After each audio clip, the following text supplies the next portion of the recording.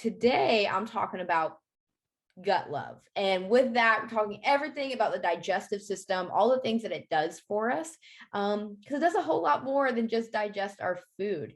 It's kind of mind-boggling. And so I want to share not only just education about all the things that our guts do for us, but also how we can spoil it, like how we can do little things every day that aren't stressful, that aren't crazy. It's nothing weird. I'm all about health that's not weird. You all know what I mean by that. You know, like there's some weird things out there where you're like, no, I'm gonna go live my normal life over here. Thank you. Like I really try to avoid those types of things. So things that are doable and approachable along the way. So that's what we're gonna cover today. I'm gonna go ahead and share my screen to get us started. Now, let me share this. Open that. Okay. Everyone can see my screen. Wonderful. I'm not sure how to pull up my chat in case anyone. So if anyone if you can't see my screen, send me some sort of warning. You should see gut love as a PDF. Did that my very first Zoom call where no one saw anything and I was just talking away. So I'm so far so good. All right. So with this, our gut love screen here, it's a guide to building a more trustworthy gut. You know, everyone hears, oh, trust your gut. But if you don't have a trustworthy gut where you're like, we don't have a good relationship, you probably know along those lines.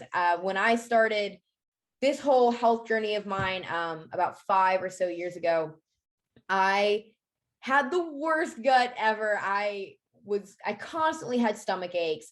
I was always stressed out. So I always felt like I was going to throw up. And pooping, y'all, it's going to be brought up. Pooping was not a thing. Didn't happen at all. And I felt like a total weirdo and I was super uncomfortable all the time. I had terrible acne. I was always stressed out and anxious. There was a lot going on there. And I realized one day that I really had to turn some things around when after every meal, my stomach was bothering me all the time. And I ate something and I was like, oh, my stomach hurts.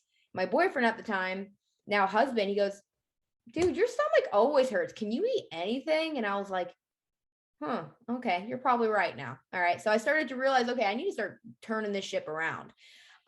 So with that, there's kind of little things that we can start to do. And I really had no idea. I was like, okay, look, I know if I eat dairy, I'm in the bathroom all day.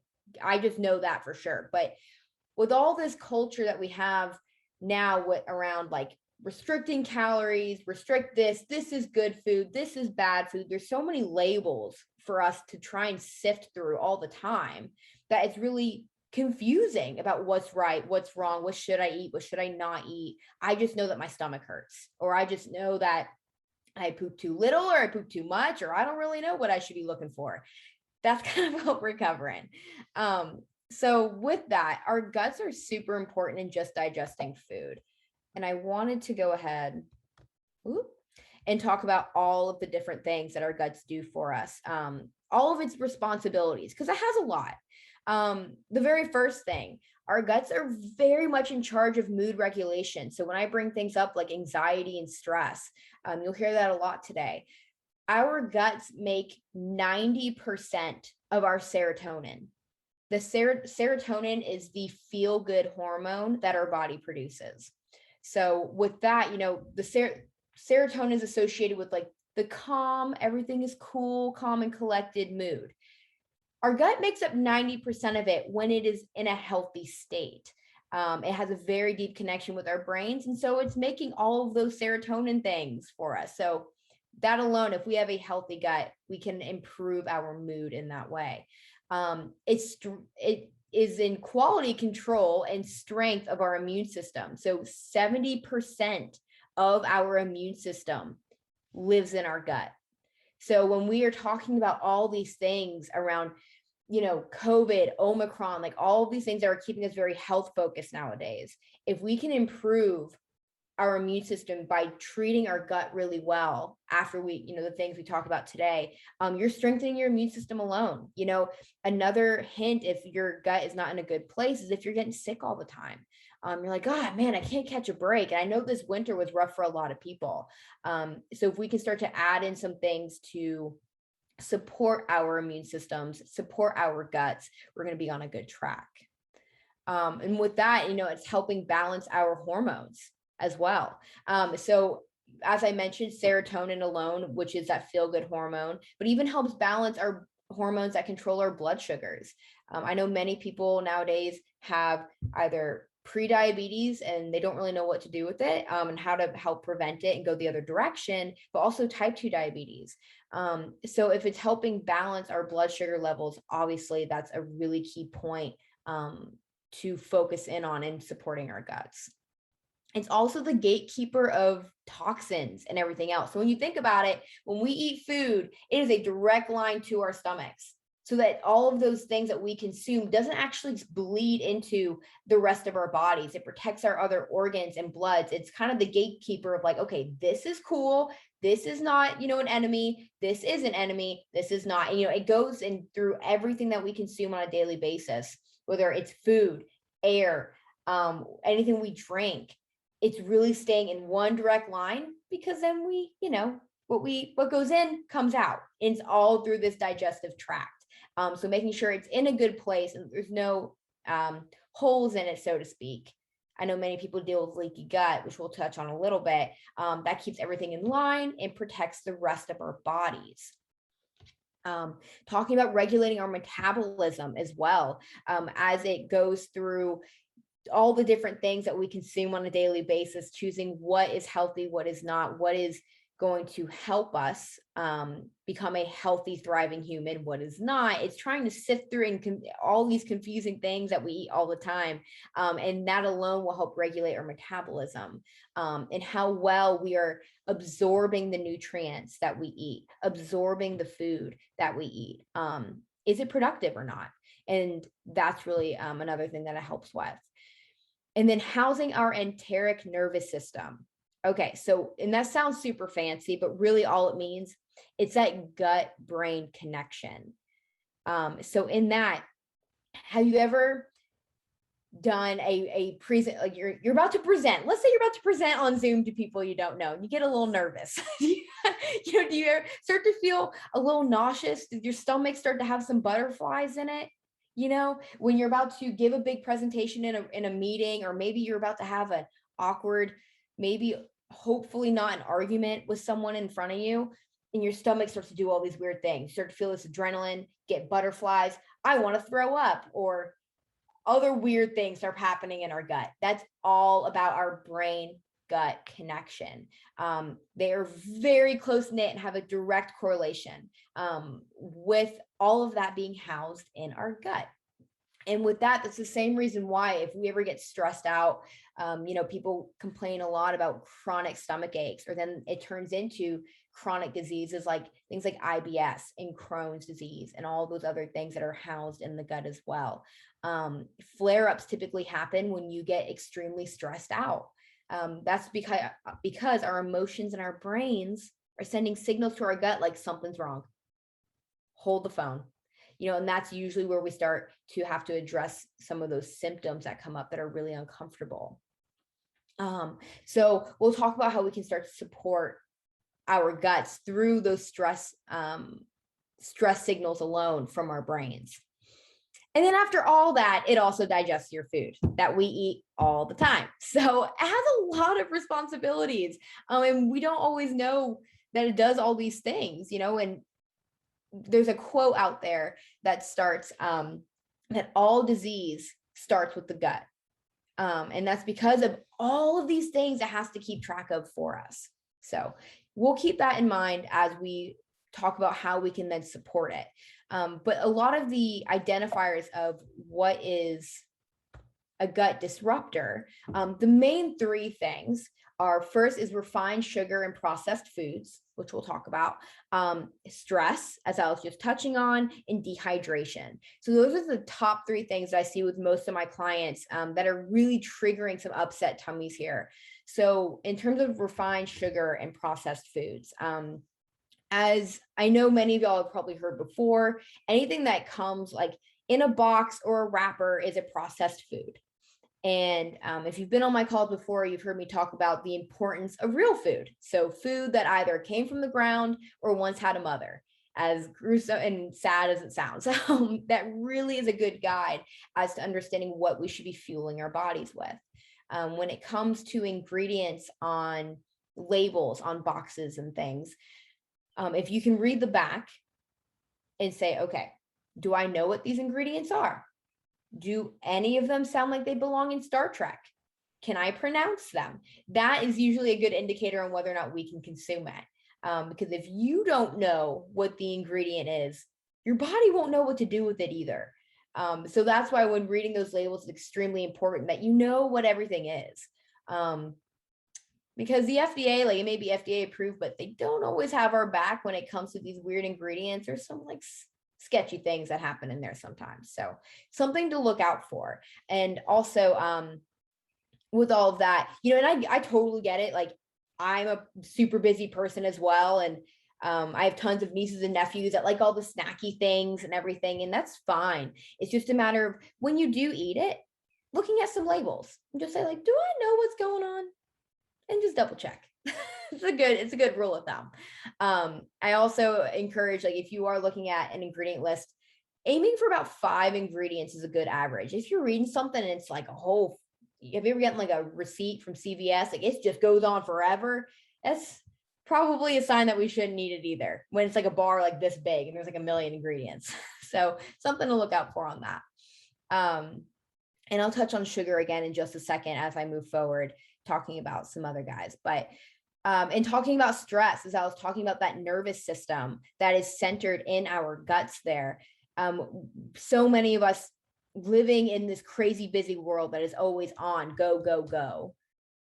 Stress actually turns off our digestive system. And what I mean by that is we have 2 different modes. We have fight or flight, which I'm sure a lot of you are familiar with, and we have rest and digest. 2 different modes. But here's the thing, we can't be in both at the same time.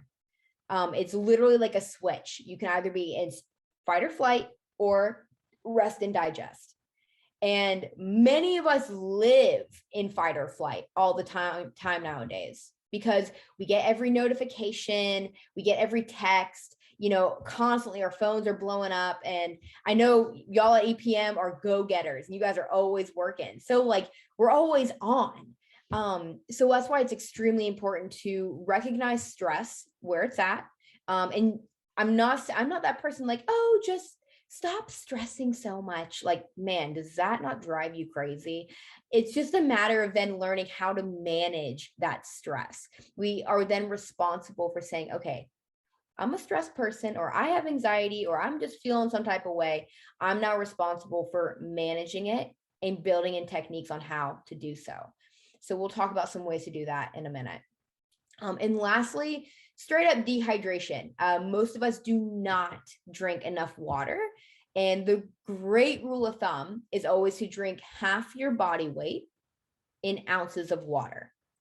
So just for like a quick example, if you weigh 200 pounds, you should be aiming to drink 100 ounces of water a day.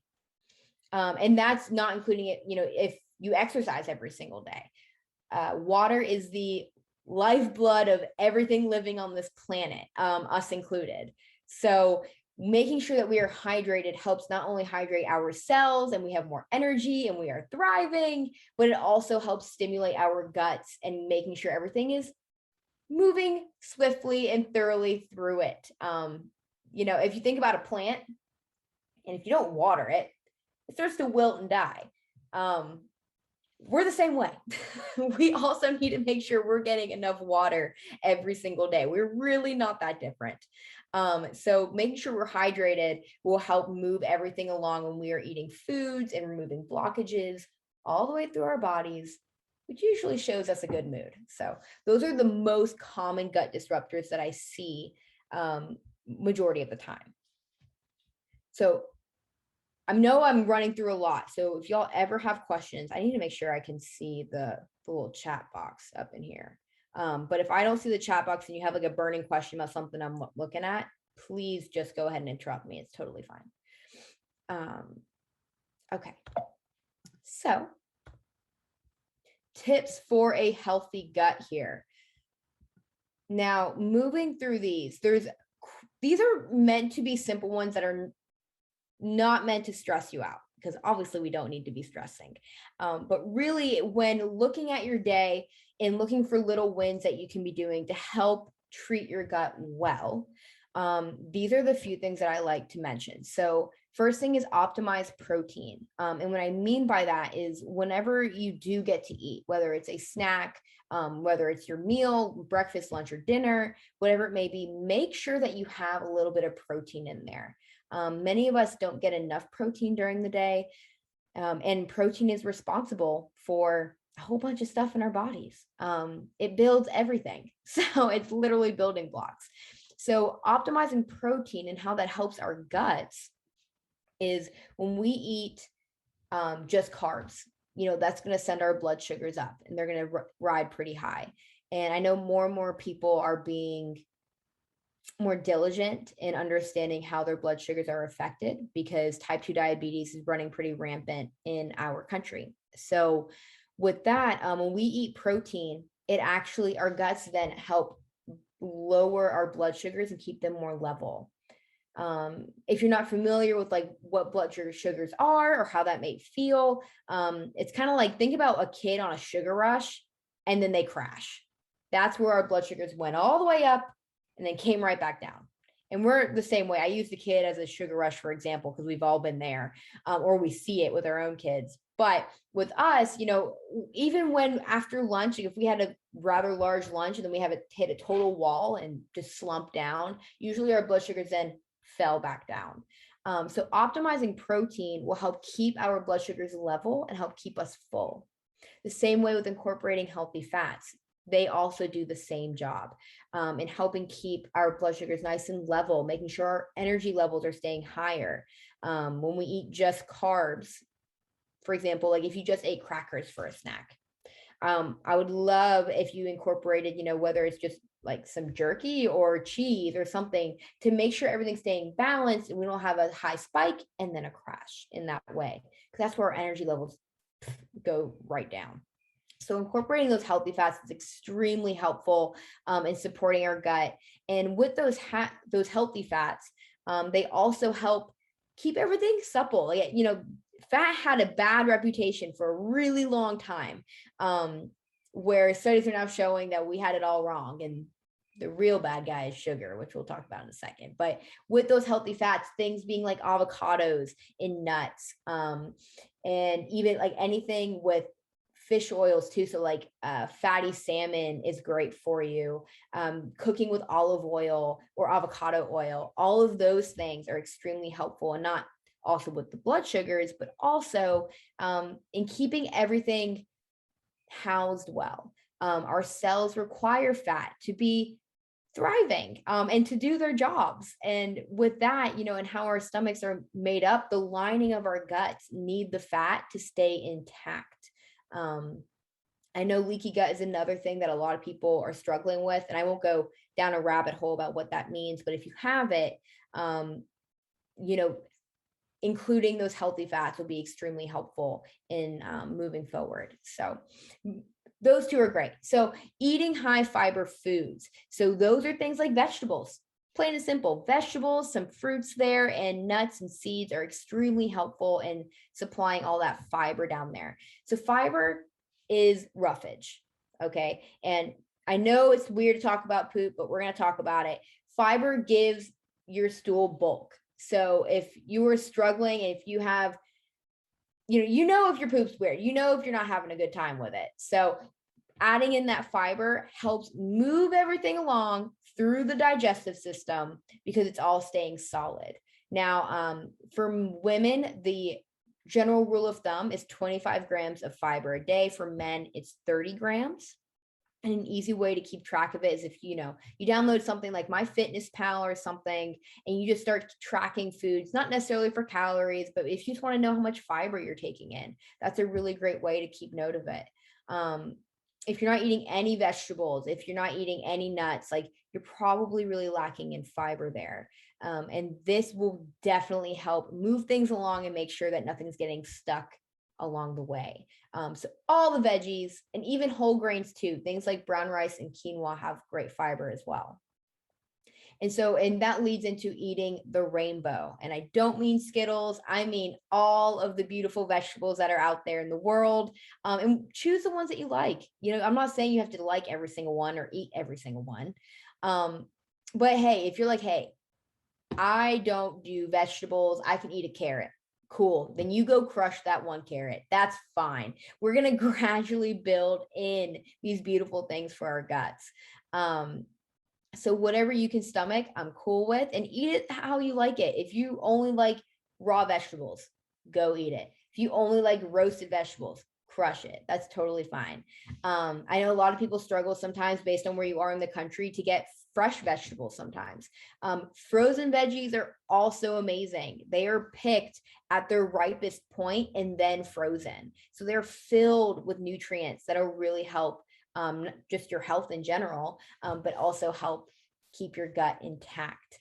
And then in talking about managing stress here, I have some resources that I'm going to put on towards the end. But with managing your stress, incorporating things like yoga, breath work, and meditation. And I know a lot of people start to check out when I bring up those words. I can already feel it. I know you're like, yeah, okay, I get it.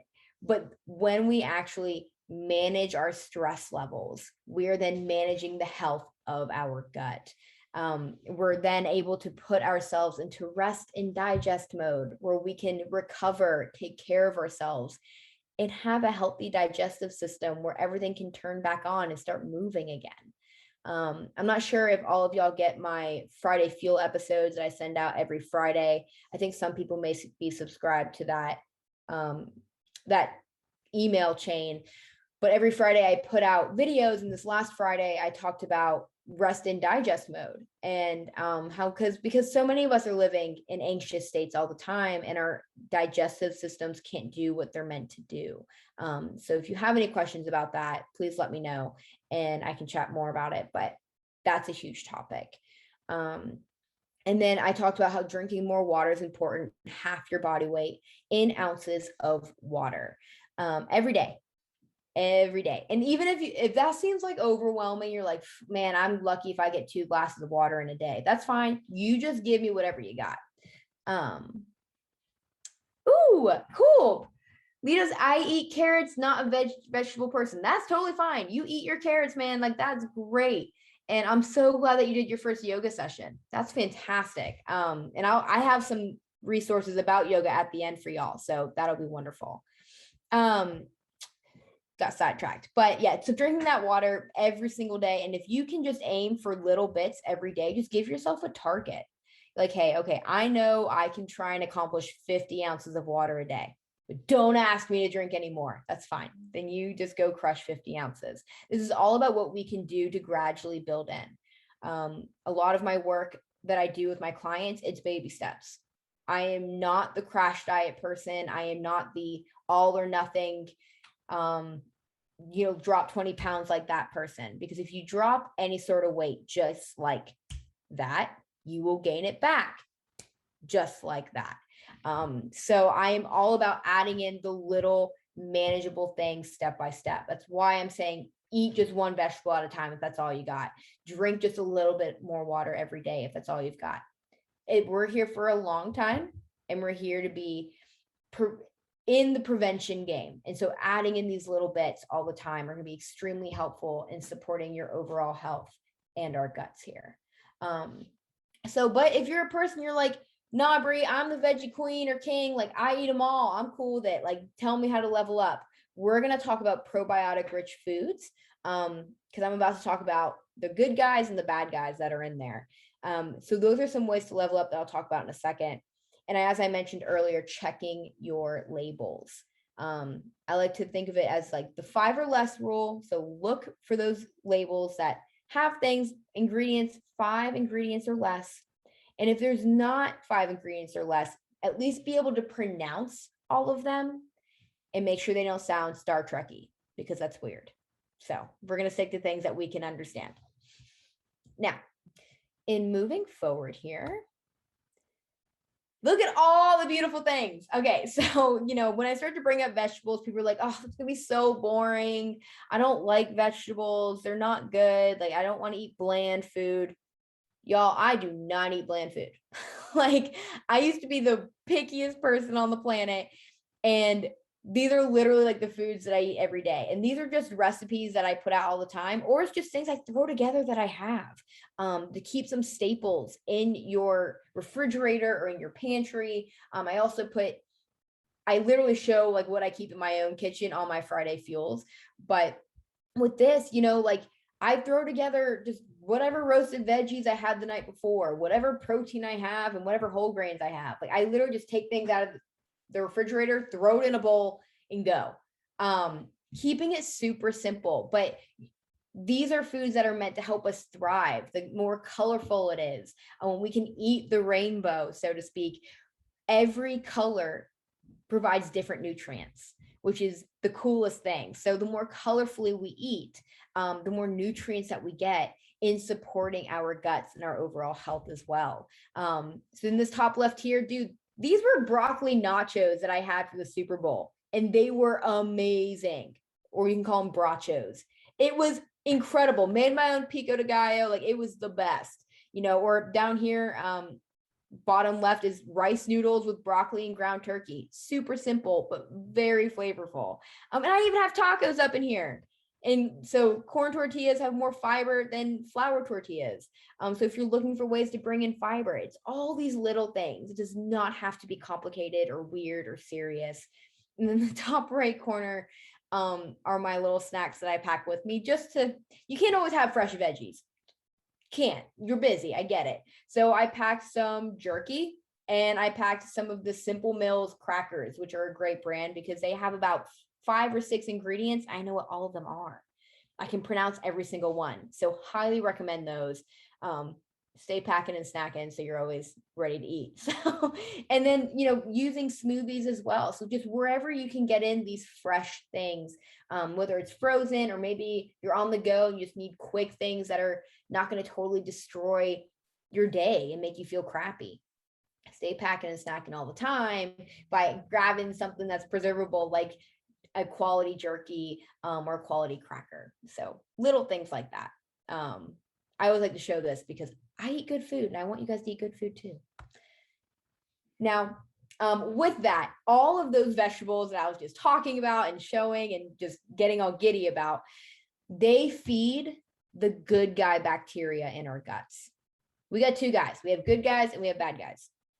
Now, when the bad guys outweigh the good guys, that's when we see tummy upset. That's where we see weird things going on with our bowels, whether it's constipation or diarrhea. Maybe we start to have weird breakouts and you don't know where they're coming from. Maybe it's because of hormones, but our guts help balance our hormones. So it's all directed there. Even if you start to have constant headaches, if you're really low energy, all of these things can be targeted right back down from bad guy bacteria.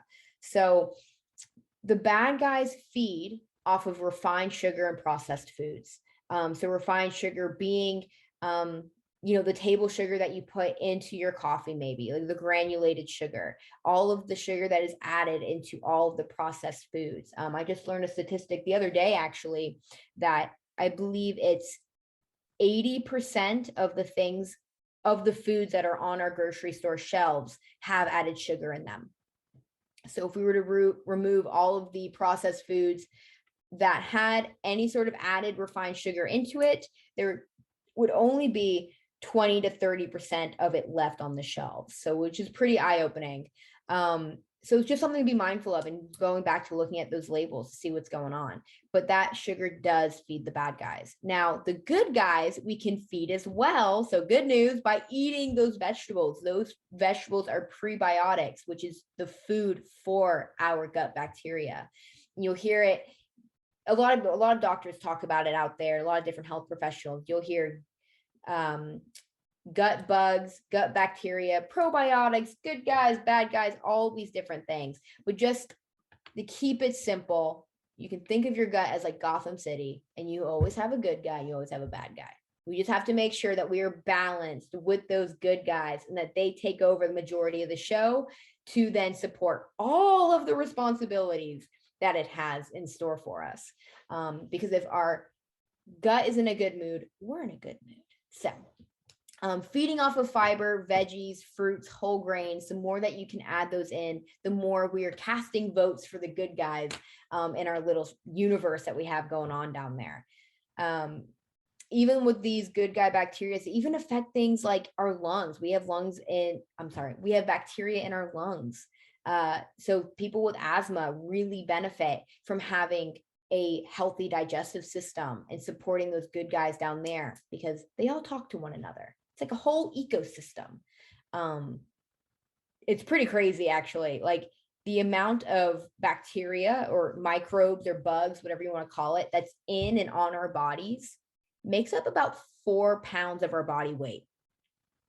I don't know if that just freaked you out, but like it freaked me out when I heard that. I was like, oh God, but they do good things for you if you keep them happy. So that's all that matters, is that 4 pounds is a happy 4 pounds and they're working in our favor because we got to carry them around forever. So that's just something to keep in mind there.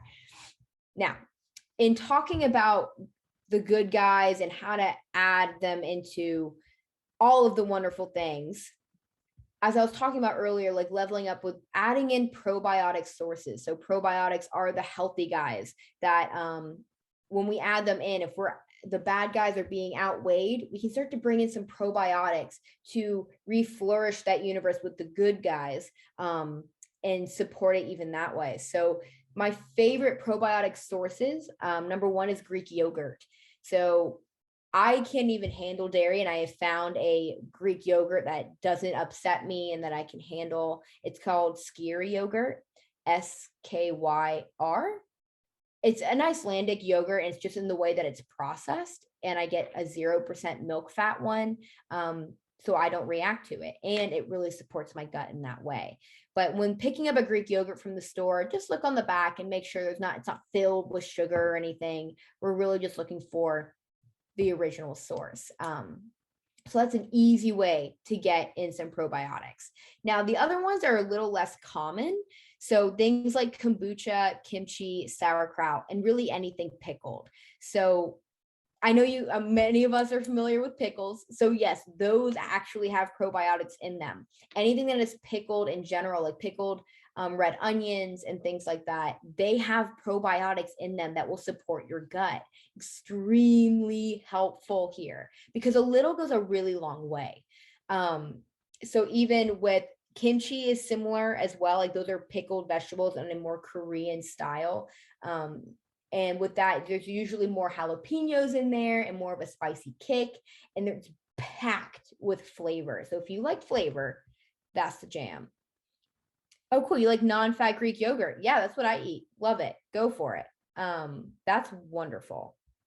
Keep it up. And so with kimchi, it's packed with flavor, and sauerkraut's really similar in the same way. It's just a different way in how it's made with different flavors. And so all of these, I don't make these things. Let me be very upfront too. Like I said, I need quick and easy. I buy all of this from the store. So I know there's some people out there that get really specific about their process with pickling things or making sauerkraut. That is not me. So I go to Target or Kroger or Publix or Sprouts or wherever you grocery shop. Those are the main ones where I find these things. So things like sauerkraut and kimchi, there's a brand called Cleveland Kitchen, and they make all these different flavors of sauerkrauts. And they use different things, whether it's cabbage and carrots. They do a whole variety of vegetables in there. And I just add a little bit to my salads or my sandwiches. Like I said, a little goes a long way in adding those probiotics into your diet. So just a little bit. I eat a little bit every day, and I just throw it into wherever I can. Super easy and simple. Just comes in little bags. Highly recommend you Google them. They're awesome. They make kimchi and sauerkraut. Cleveland Kitchen. But in talking about kombucha, that is a fermented tea drink. I don't drink alcohol in general, but this is as close as I get to it. And it has naturally fermented alcohol in it. in the way that it's made. But what it does, it's filled with probiotics. It's a fermented tea. And I only drink about maybe 3 to 4 ounces a day. And my favorite brand is called GT. And it is found everywhere. It is very common. Once you spot it, if you Google it and you like find GT's kombucha, you will see it everywhere. Very popular, very reputable. And there's all these cool flavors. I'm on like a mission to try every flavor that's out there. What I like to do is like I will pour like half the bottle into a cute little cocktail glass. And at 5 p.m., I'm like, whoop, time to check out. And that's my little like nightcap. Because that way I'm supporting my gut from all the crazy things I put it through during the day. And then I get a cute little drink. So I would recommend if you want to look into it. Stephanie, I see your question. I'll answer that in just a second. I highly recommend just buying one bottle. A tried and true flavor for me, if you tried GT's, is Watermelon Wonder and Trilogy. They are my favorite, tried and true. I recommend them to everybody. So check out those. So Stephanie, I see your question about probiotic supplemental pills. Those are also wonderful as long as you get them from a reputable source. So if you just go to a grocery store, there's a ton out there. But more often than not, the ones that are on the shelves are dead. Because they are living probiotics. They need to be alive. So by the time they get to the grocery shelves, a lot of them have already died, unfortunately, which is kind of sad. But if you get them from a reputable source, like from whether it's your practitioner, a doctor, there's other sources online where are more like pharmaceutical grade, that's when you know they're going to be quality. Now, if you're in a grocery store and you're looking around, something I would recommend looking for, there's 2 badges. And one, you'll see, I'll type them into the chat right now, GMP and NSF. So GMP and NSF, they are third-party companies in the United States that test supplements, from protein powder to vitamins, all of those things, as a third-party source to check, does it have everything it says it has? Are there any gross fillers in it? Does it do what it says it'll do? So those are checked and verified by those companies. Like GMP literally stands for good manufactured product. It's making sure we got good stuff going on. So if you're looking at probiotics on the shelves, look for a little badge on the back side of it where it says GMP or NSF, and then you'll know you have a quality product there. Or if you're getting it from Amazon, it'll typically say that as well. You can literally look up like GMP certified probiotics if you're looking for a pill in that form. Also very helpful. Okay, so last thing I want to touch on real quick is yoga that literally aids your digestive system. So with that, a lot of people struggle with really uncomfortable bloating, or constipation, or maybe it's just unpredictable and you just know that you have a tummy ache. So there are different flows out there on YouTube that I've looked up. And so I'm going to give you guys 2 links directly to different yoga sequences I'll put in the chat in a second that literally help digestion. And if you just read the comments when you click on them, you'll see all these people who found relief in it, because everyone knows it's terrible to have this uncomfortable bloating and just feel bad. Or maybe you haven't pooped in a while and you're like, this is driving me crazy. This will be really helpful. Because in these movements, these are examples here, you literally massage your organs and help clear blockages that are in your intestines. So these are just literal, tangible, physical ways to support your digestive system in that way. And also with that, while you're going through these movements, you're also lowering your cortisol levels, lowering that stress level, which, as I mentioned earlier, helps us go into rest and digest mode, helps us stay calm, cool, and collected, and take a second. So with all the benefits around yoga in general, these literally massage your organs and help wake everything up to get moving. So with that, I will put those into the chat as soon as I am done here, so that you guys have those resources. So make sure you copy and paste them, or you could just go onto YouTube and type in like yoga for digestion, and these will come up. There's a lot of sources out there, and they're usually only about 10 minutes long. So if you got 10 minutes in your morning, just move everything along after your coffee, like I recommend it. It's very helpful, and it helps set the tone of your day. So that is really the whole mess of things I wanted to talk about today. And I know it was a lot of information. This is one of my bottle rocket topics I love to go off about. So I always like to leave about 15 minutes at the end of these to answer any questions that y'all may have. Because there's a lot to talk about with your gut. So if you have any questions, you can either like unmute yourself or put them in the chat. I am here to answer them.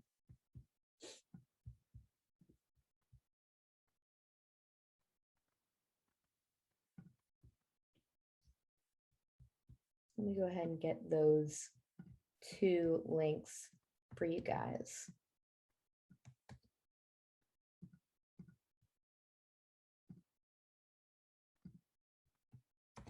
This is to everyone. Okay, so to everyone, I just put 2 links in there, 2 different yogis that showed 2 different sequences on how to help support your digestive system with those yoga sequences. So highly recommend.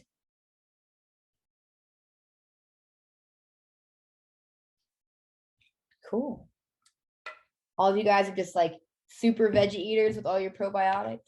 Super, everyone's calm. No gut issues. You're shaking your head. You're like, no way. Like I said, that's why I love like just little baby steps towards them.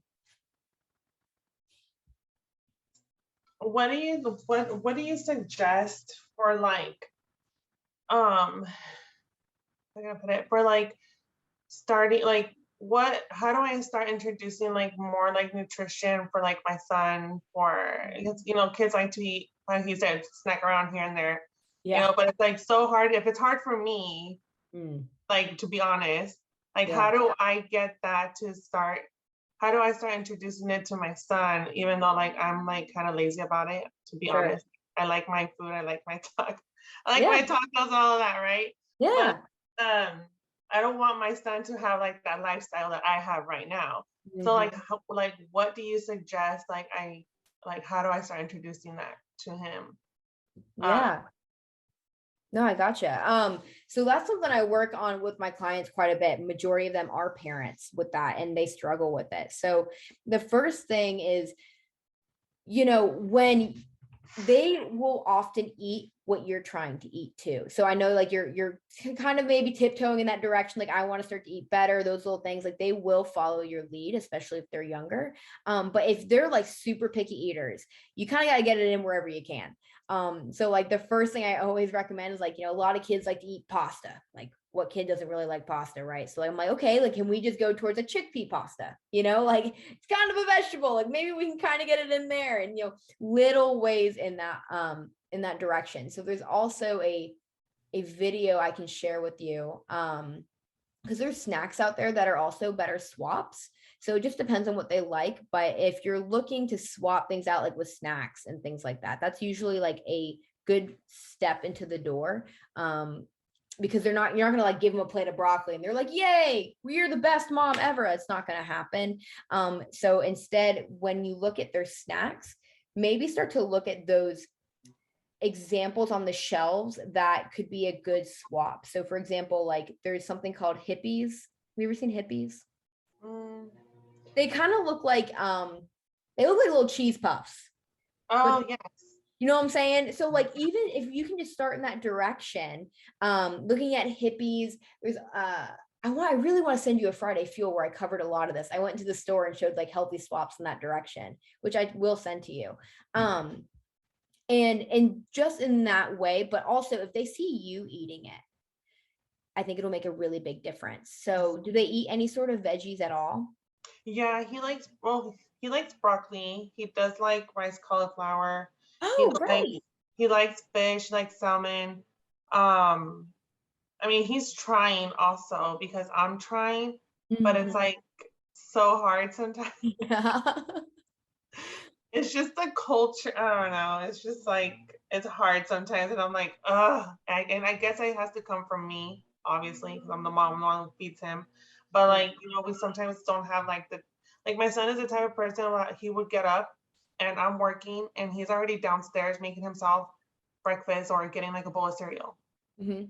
And it's like, oh shit, I should get out from my desk and go make him something better.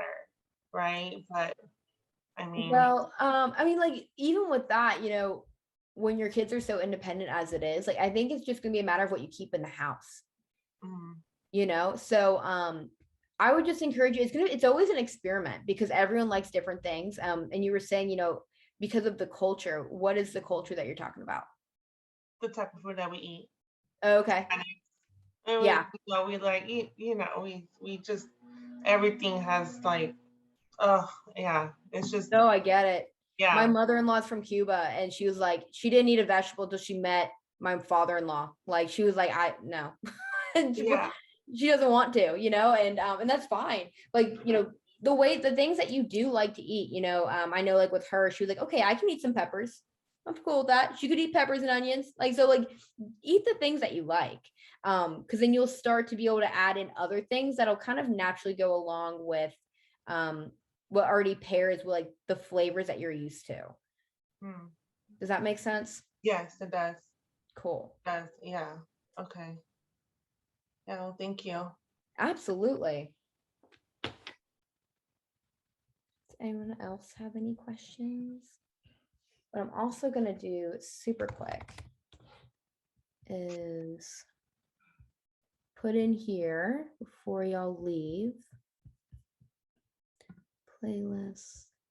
I'm going to put my Friday fuels in the chat box because I do all the crazy things. I'm the crazy person. Hey guys, I'm the crazy person in the grocery store, typically with my camera doing weird things. They all think I'm nuts around here in Atlanta.